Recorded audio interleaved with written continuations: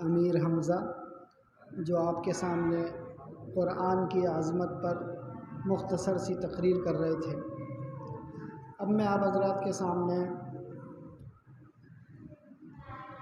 آج کے دن کی مناسبت سے ہمارے طالب علم ہے محمد علی، وہ آئیں گے اور آپ کے سامنے میری پہچان پاکستان کے عنوان سے تقریر کریں گے۔ تو میں دعوت دیتا ہوں محمد علی کو کہ وہ آئیں اور اپنی تقریر کریں۔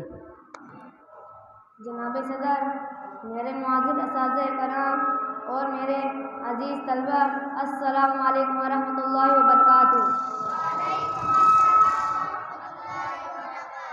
مجھے آج جس موضوع پر لب کشائی کا موقع ملا ہے وہ ہے میری پہچان پاکستان، میری پہچان پاکستان، میرا ایمان پاکستان، میری آن پاکستان، میری عزت اسی سے میرا ایمان پاکستان، قائد کی جدوجہد پاکستان، اقبال کا تصور پاکستان۔ جی ہاں، وہی پاکستان جس کے حصول کے لیے سو نہیں، ہزاروں نہیں بلکہ لاکھوں لوگوں نے قربانیاں دی۔ کتنی ماؤں کے سامنے ان کے جگر گوشوں کو سنگاروں میں پرو دیا گیا۔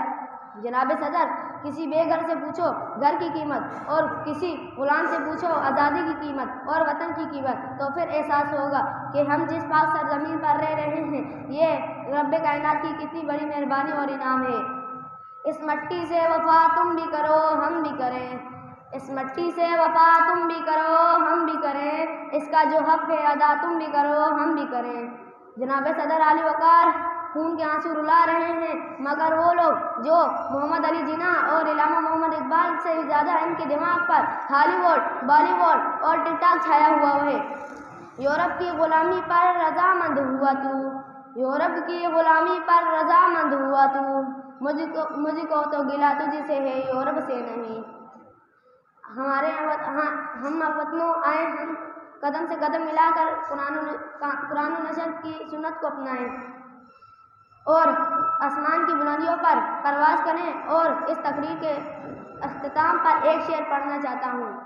کھڑے تھے ہم بھی قسمت